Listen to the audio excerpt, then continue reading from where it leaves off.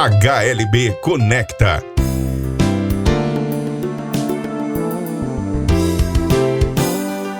A série de podcasts que liga você aos principais temas do mercado. Olá, eu sou Madeleine Blankenstein, sócia de Relações Institucionais da HLB Brasil, e você está ouvindo mais uma edição da nossa série de podcasts da HLB Conecta, que trata sobre os principais temas de economia e finanças no Brasil e do mundo. Estamos enfrentando uma crise de saúde que afeta milhares de pessoas e, consequentemente, a economia. Existem grandes preocupações sobre a retomada econômica e expectativas estão sendo criadas, né? Se ela será eficaz a curto prazo, como será, é tudo um grande ponto de interrogação. Para abordarmos esse assunto, contamos com a presença do sócio economista da HLB Brasil, Marcelo Fonseca.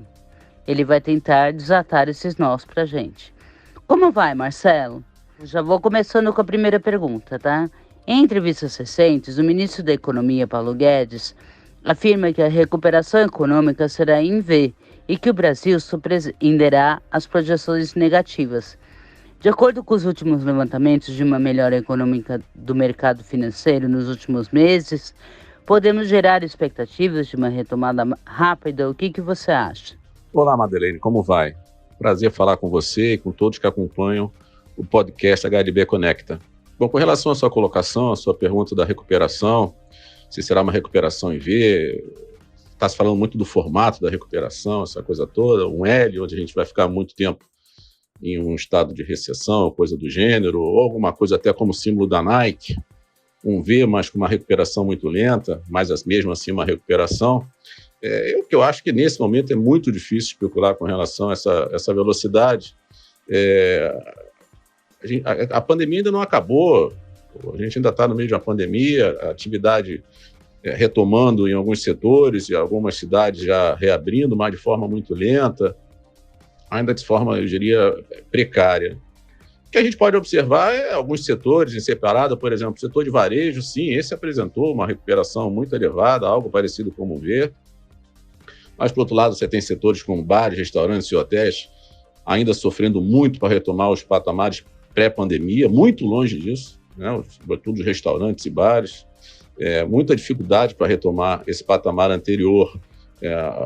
As pessoas estão muito reticentes ainda de ir para a rua e se aglomerarem, por mais que a gente observe muito desse tipo de movimento, de certa forma até irresponsável, esses setores estão sofrendo muito. Então, o que eu posso dizer para você é que uma retomada será mais rápida na medida que o consumo das famílias sustentar essa retomada no início. O consumo das famílias está relacionado à taxa de desemprego, que é muito alta, e a expectativa dessas famílias com relação à sua renda futura, a manutenção de emprego, uma série de coisas. Então, nesse momento, qualquer coisa nesse sentido para a economia como um todo, entendo ainda que é especulação.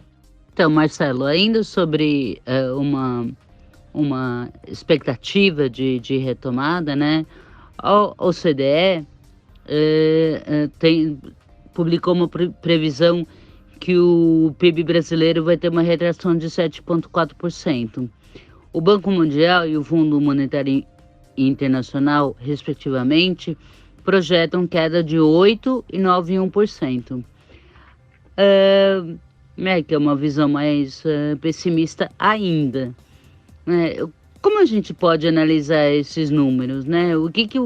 Qual é o impacto deles nos incentivos financeiros para o país e as reformas econômicas? Né? Será que elas vão ajudar nesse sentido? Será que vão existir mesmo?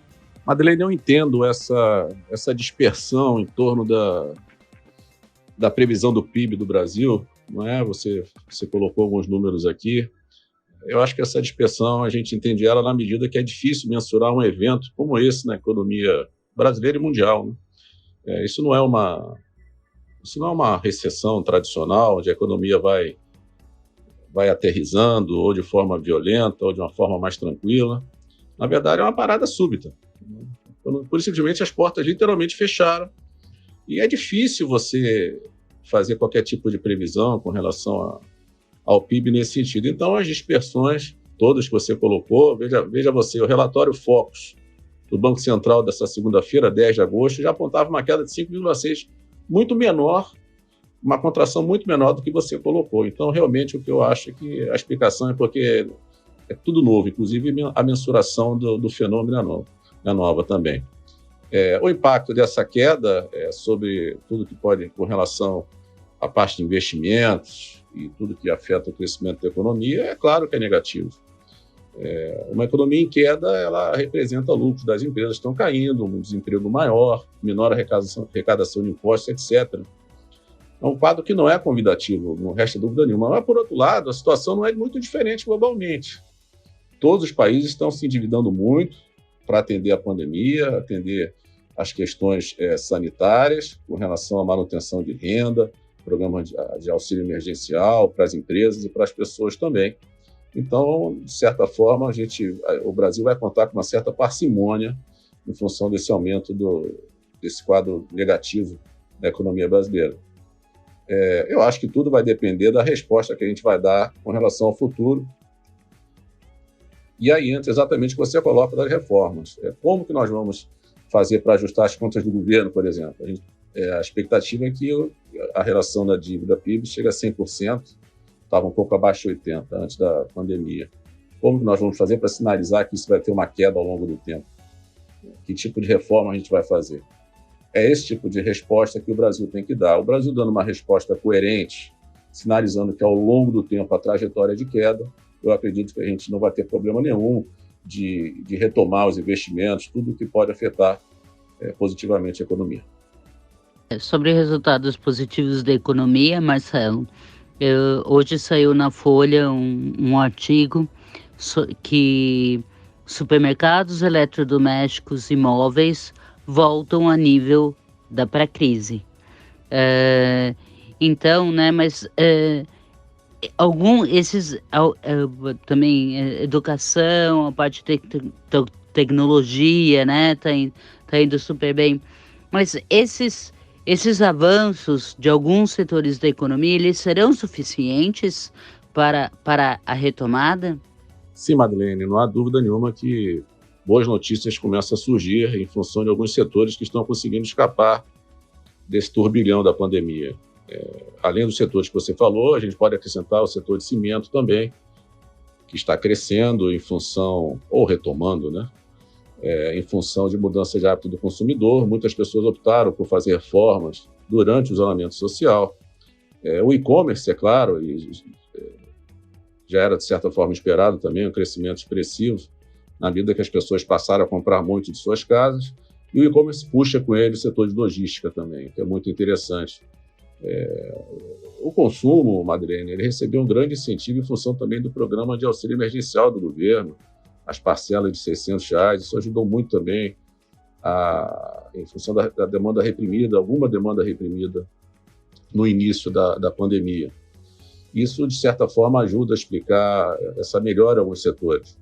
Agora, se isso vai ajudar a impulsionar a economia como um todo, claro que tudo que alguns setores importantes crescendo ajuda a economia. Agora, a retomada, de uma forma geral, ela vai passar por um crescimento mais expressivo dos setores da economia, mas não resta dúvida nenhuma que as notícias são boas. É inevitável a gente fazer a observação que nunca o desemprego esteve tão alto, né? 13,3%.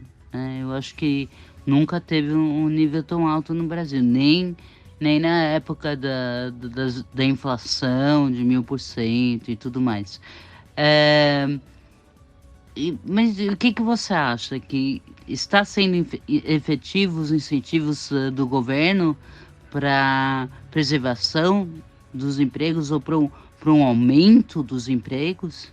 A nossa taxa de desemprego, Madeleine, já vinha alta antes até da pandemia. Já não é de hoje, né? O Brasil já vem com uma taxa muito alta. A economia não cresce há muitos anos, né? E a taxa de desemprego é muito relacionada com o crescimento econômico, uma correlação muito grande, né? É uma grande relação na economia.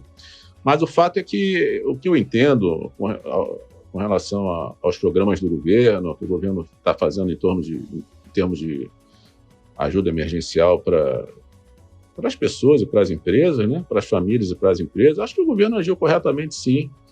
com relação a esses programas de apoio. Só que existem dificuldades para que esses recursos cheguem na ponta, né? Você já foi noticiado, né? Muitas pessoas não existiam, né? Chamando agora de fantasmas, né?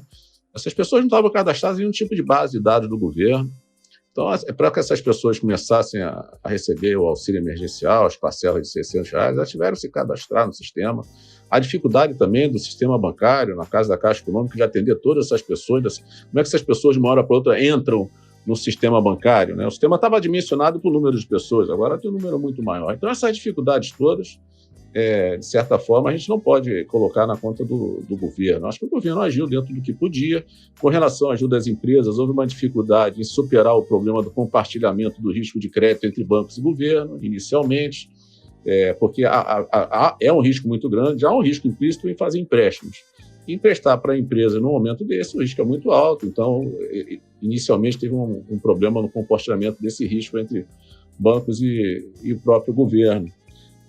Agora, o que acontece, o que a gente pode tirar disso tudo é que, numa eventual retomada, num desemprego muito alto, Madeleine, os salários caem muito, né? Isso é natural que seja assim, né? O salário é o preço do trabalho, né? E quando você tem muita oferta, o preço cai. Então, de certa forma, esse desemprego elevado, com salários mais baixos, talvez possa ajudar na recuperação, na medida que as empresas, ao recontratarem, poderão recontratar a um custo mais competitivo. E agora, por último, Marcelo, a sua visão sobre como a reforma tributária, que está sendo, temos os primeiros passos, né, para que ela seja aprovada, né, como que ela pode modificar esse cenário econômico, né? Será que ela vindo, os efeitos dela dentro de um cenário de instabilidade financeira, será que os efeitos não serão diluídos, não é? E daí qualquer tipo de efeito positivo não vai ser transparente, não vai ser visualizado? O que você acha disso? Olha, o que eu acho é que a reforma tributária, tal como proposta pelo governo, em fases, fatiada, ela não foi bem recebida pelo Congresso e pela sociedade. Já existem no Congresso, tanto na Câmara dos Deputados como no Senado, duas propostas até bem parecidas com relação à reforma tributária, e não se entendeu o motivo pelo qual o governo optou por essa estratégia de fatiar, não é? Na verdade, já existe no Congresso um modelo de reforma que eu acho que seria muito mais bem recebido do que essa que o governo mandou na sua primeira etapa, que foi com relação ao PIS e COFINS. O que ficou nesse primeiro momento foi a mensagem que vai haver um aumento da carga tributária, e isso nunca é bem recebido, ninguém gosta, né? Eu acho que a reforma tributária, eu acho que ela tem que buscar facilitar a vida das empresas. As empresas perdem muitas horas com apuração de impostos, com obrigações acessórias, horas totalmente improdutivas, poderiam estar sendo alocadas no negócio da empresa, em inovação, etc. Muitas horas e também um gasto muito elevado com uma atividade que é a atividade fim das empresas. A reforma também tem que buscar ser justa, se distribuir a carga tributária pela sociedade de uma forma mais justa. Então, o que eu entendo é que uma reforma que realmente atenda aos anseios das empresas, das famílias, que já esteja madura no Congresso, será muito mais bem recebida. Esse tipo de reforma, eu quero crer, ela vai aumentar a produtividade da economia, e isso vai ajudar muito na retomada da economia. Então, não resta dúvida nenhuma que, em qualquer momento, uma reforma tributária mais adequada será boa para todos nós. Marcelo, foi mais um enorme prazer estar aqui com você. Espero que a gente tenha esclarecido algumas dúvidas, né? E aclarado um pouco, né, o cenário econômico do nosso país para os nossos ouvintes, né? Se vocês tiverem alguma dúvida, por favor, entrem em contato. E aguardamos vocês na nossa próxima conversa. Obrigado, Marcelo. Obrigado ao time de retaguarda. Madeleine, foi um prazer falar com você. É sempre bom tratar das questões relacionadas à economia que afetam empresas e famílias. E agradeço também a todos que acompanham aqui o nosso podcast HLB Conecta. Até logo. Você ouviu HLB Conecta. Obrigado pela audiência e até a próxima edição. HLB Conecta, a série de podcasts que liga você aos principais temas do mercado.